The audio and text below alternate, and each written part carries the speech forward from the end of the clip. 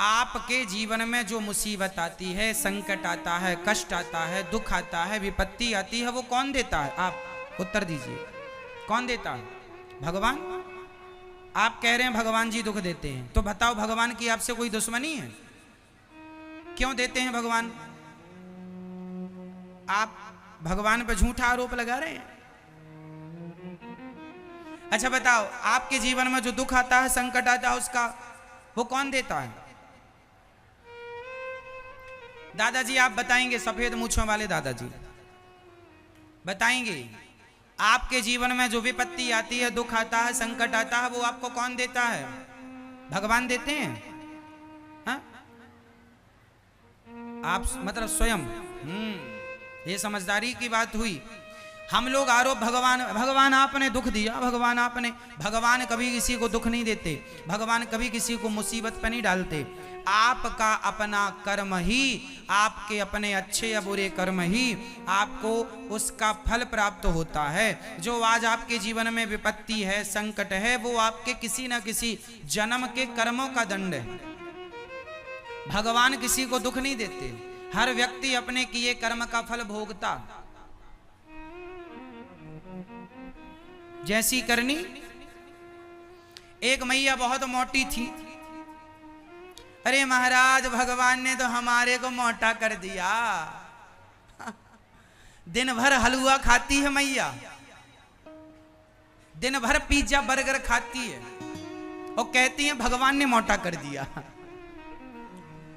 खाने में कंट्रोल नहीं है खुद का, और आरोप भगवान को कि भगवान ने मोटा कर दिया।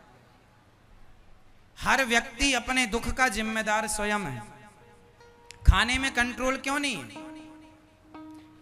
क्या खाना चाहिए ज्यादा? आप बताइए, आपका वेट कितना है? 100 किलो, 80, 85 कि 90? 85 है। तो इतना वजन अच्छा लगता है आपको? आप खुश हैं अपने वजन से? नहीं, दुखी हैं। आप कम करना चाहते हैं अपना वजन? मैं उपाय बता दूं। देखिए, हम हमेशा भगवान को कोसते रहते हैं, भगवान तुमने हमें ये दे दिया, वो दे दिया। हम ये नहीं देखते कि हम कहाँ गलत हैं, हम कहाँ गलत हो रहे हैं, हम कहाँ रॉन्ग जा रहे हैं। हम अपने दुखों के जिम्मेदार हम ही हैं, कोई और को ना काहू को सुख दुख कर दाता, निज कृत कर्म भोग सब भ्राता। यदि हम जीवन में खान पान अच्छा रखें अपना, तो बीमार ही नहीं पड़ेंगे। क्या खाना चाहिए आपको? आप क्या आप कितनी रोटी खाती हैं? 4 खाती हैं, इतनी मोटी हैं फिर भी 4 खा लेती हैं। 4 तो हम भी नहीं खाते। और चावल कितना खा लेती हैं? 1 भी नहीं, कुछ। अब हम बता रहे हैं आपको जो वो खाना है। आपको 1 महीने के अंदर आपका वेट आपको देखने को मिल जाएगा, माइनस होना स्टार्ट हो जाएगा। 6 महीने के अंदर आप फिट हो जाएंगे। सुनिएगा, हमें स्वास्थ्य को भी अपना स्वस्थ रखना है। हमारा स्वास्थ्य ही हमारा धन है।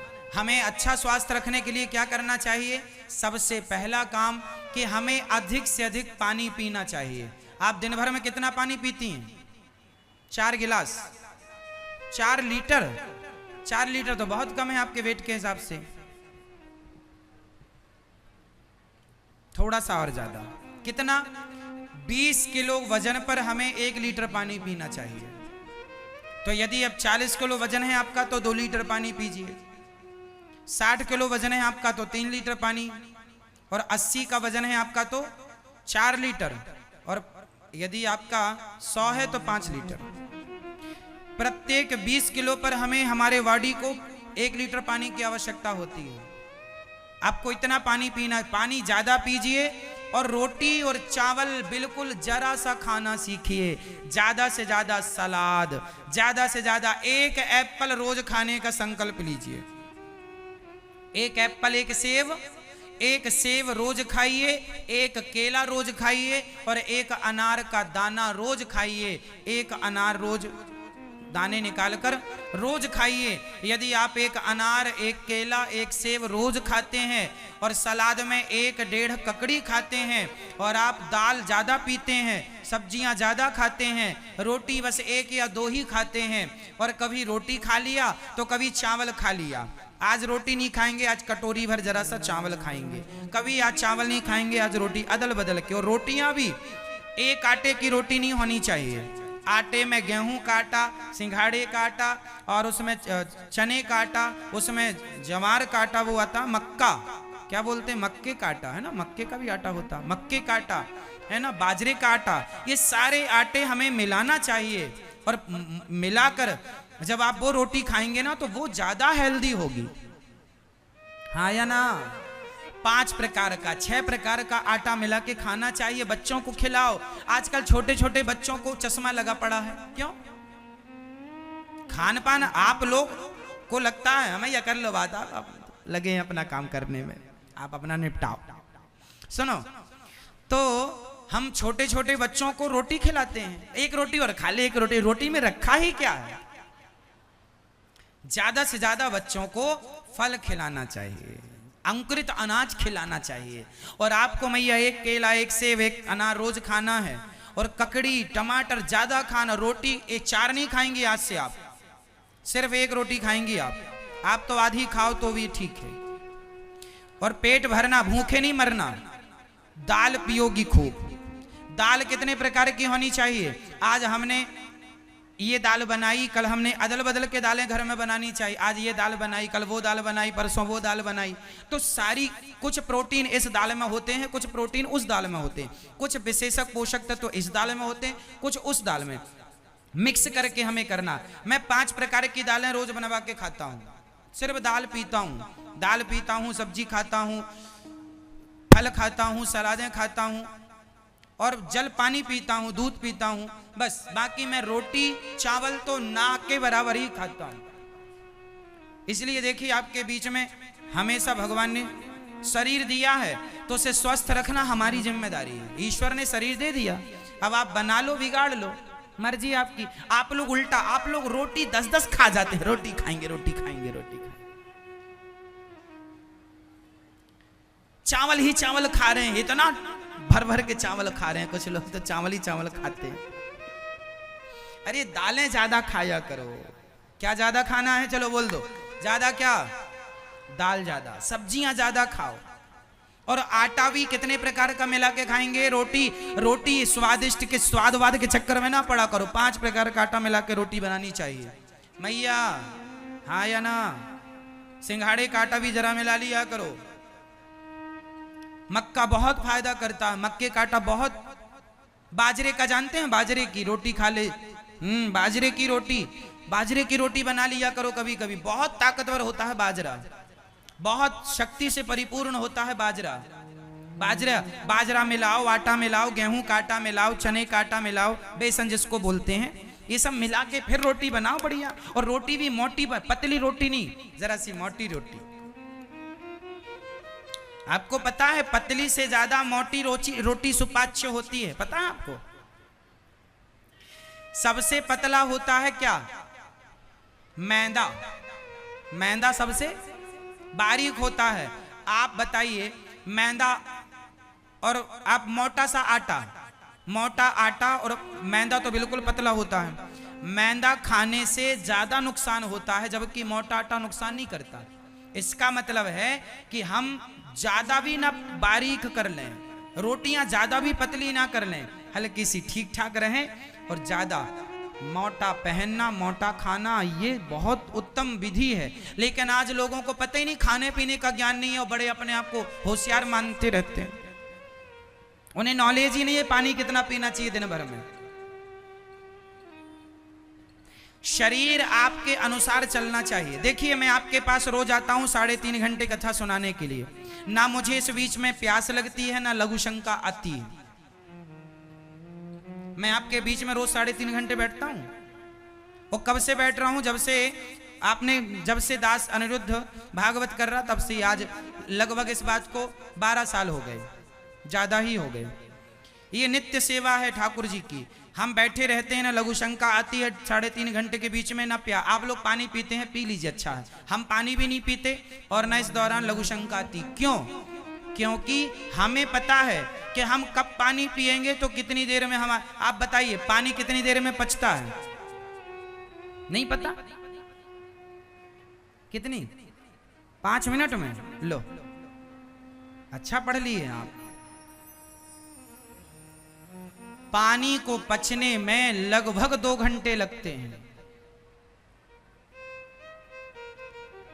आप ज्यादा पिएंगे तो 1.5 घंटे में आपको लघु शंका आ जाएगी।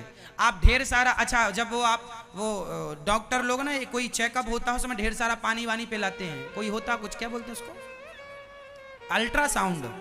अल्ट्रासाउंड जब होता है, कभी आप गए होंगे कराने, तो अल्ट्रासाउंड में पानी ज्यादा पिलाया जाता है। तो पानी आपको खूब पिलाने के लगभग 1 घंटे बाद आपको लघु शंका आती है। ज्यादा पानी पी लेंगे तो 1 घंटे में, और नॉर्मल पानी पिएंगे तो उस पानी को पचने में 2 घंटा लगता है। फिर भी आप 1 से 1.5 घंटा मान लीजिए। बेहतरीन पानी 2 घंटे में परफेक्ट पानी पच के बाहर आ जाता है, यूरिन के माध्यम से, लघु शंका के माध्यम से। तो कहने का अर्थ यह है, पानी को पचने में भी शरीर में कम से कम 2 घंटा लगता है। अभी पानी पिएंगे आप भरपेट तो आपको 1.5 घंटे बाद लघु शंका आएगी, हाँ या ना? इस गणित के अनुसार मैं कथा में आने के सोचो कितनी देर पहले पानी की टंकी पैक करता हूँगा और कितनी देर में खाली करके फिर कथा में आता हूँगा। इस गणित के अनुसार पूरा सिद्धांत गणित पर चल रहा है। मैं बीच में लघु शंका नहीं जाता, क्योंकि मुझे शरीर की गणित पता है।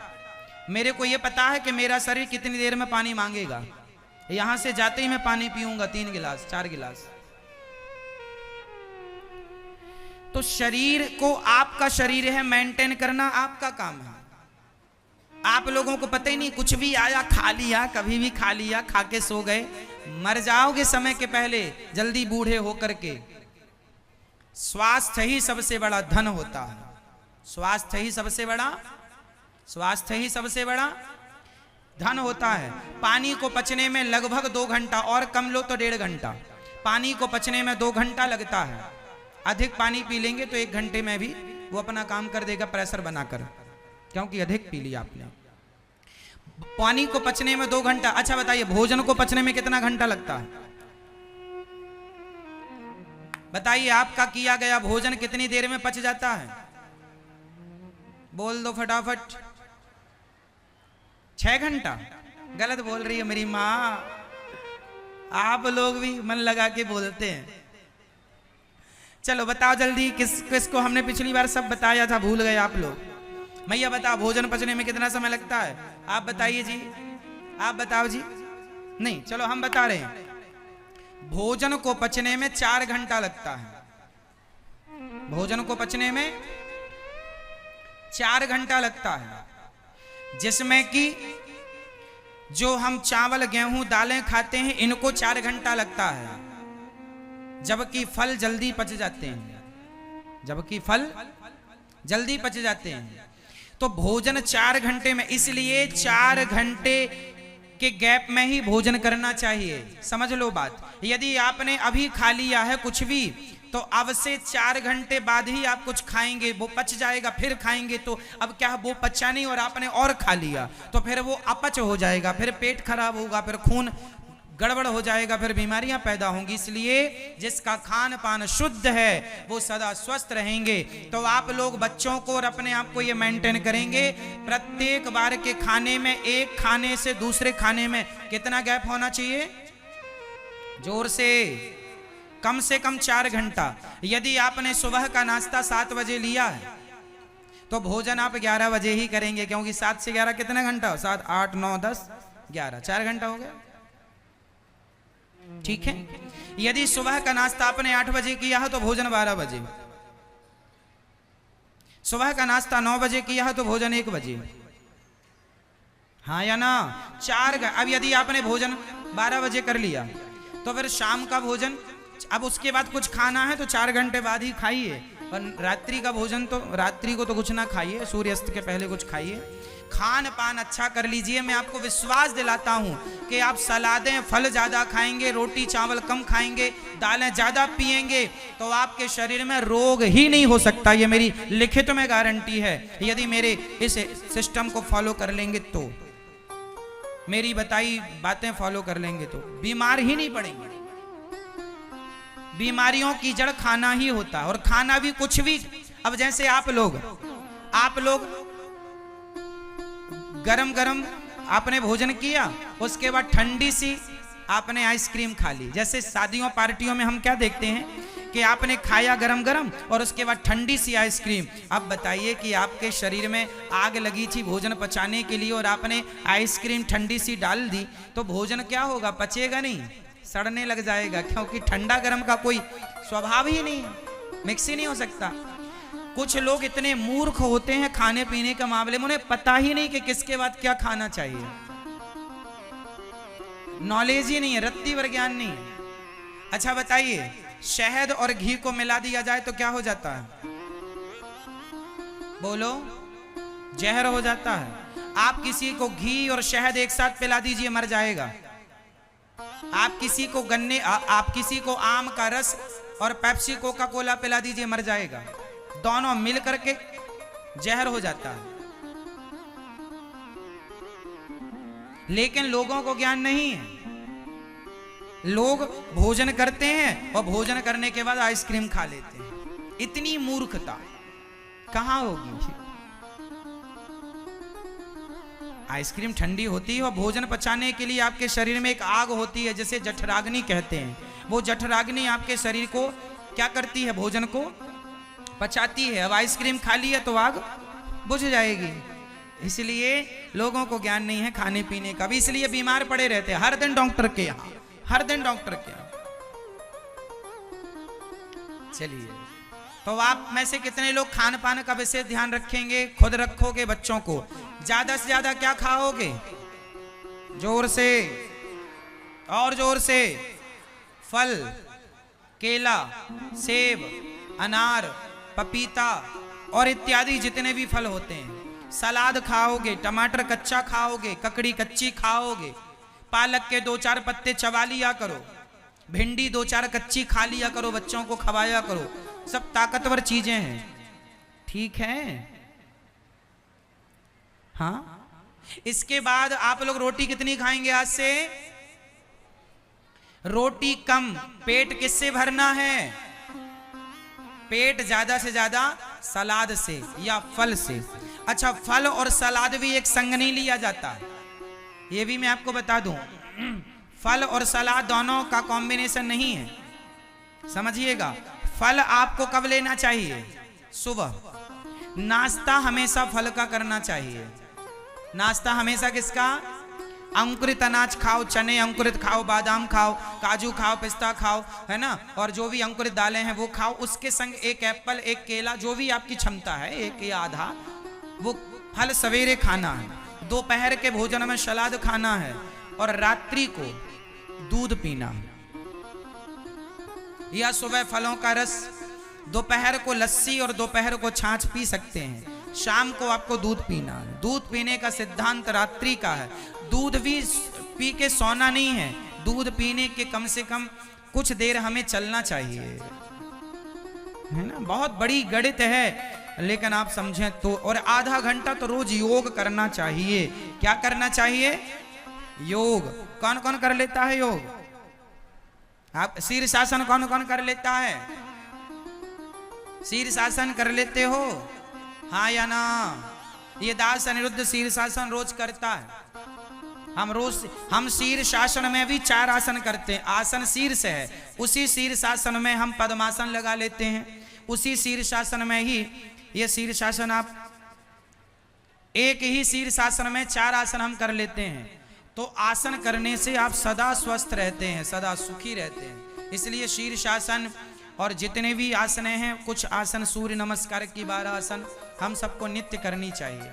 ये बहुत अनिवार्य है स्वास्थ्य के लिए। तो कितने लोग जाग गए हैं स्वास्थ्य को लेकर? हाथ उठा के बताओ, आप कितनी रोटी खाएंगे? आपका भी वजन ज्यादा है आपके उम्र के हिसाब से, रोटी कम सलाद, और ये सब बता रहे थे आप ताश खेलते हैं क्यों? ताश, अब आप भागवत सुन के जाएंगे और लोगों के संग ताश खेलेंगे, लोग कहेंगे क्यों ये ज्ञान लेके आए हो, कैसे गुरु हैं आपके? फिर हमें लोग कहेंगे, लो कैसे महाराज जी ने गुरु ने ज्ञान दिया, बताओ ये तो यजमान जी हमारे ताश खेलते। तो आज से आप ताश नहीं खेलेंगे, बड़े भैया ने भी कह दिया नहीं खेलेंगे, आप दोनों भाई खेलते रहे साथ में अच्छे भाई हो, अब नहीं खेलेंगे ताश। अब तो पूरे पालम गांव को भक्तिमय बनाने की जिम्मेदारी आपको आपकी है। सबके घर जाना और बोलना श्री कृष्ण जपो, श्रीमन्नारायण जपो, कथा सुनो, खूब भक्ति करो, भगवान का नाम जपो, कल्याण करो। जुआ ताश नहीं खेलना है ना। हम गलत करेंगे तो हमें देखकर 4 लोग और तैयार हो जाएंगे, अरे वो करते हैं तो हम भी करें। नहीं खेलेंगे, प्रॉमिस? सही। मैया से पूछता रहूंगा मैं फोन लगाकर, मैया फोटो भेज देना मेरे पास, यदि ये ताश खेलते कहीं बैठे दिख जाए आपको, तुरंत फोटो खींच के भेज देना हमारे पास। तो ताश नहीं, गलत काम नहीं, सदा स्वास्थ्य को ध्यान में रखेंगे। और कुंती बुआ ने भगवान से विपत्ति मांगी है और सदा भगवान ने कहा मैं विपत्ति नहीं दूंगा। भगवान किसी को दुख नहीं देते, व्यक्ति अपने अच्छे कर्मों से अच्छा बनता है, बुरे कर्मों से बुरे। और सारी जिंदगी आरोप किसको लगाता है? आरोप भगवान को, भगवान ने बड़ा दुख दिया, भगवान ने कोई दुख नहीं दिया, जैसी करनी वैसी भरनी।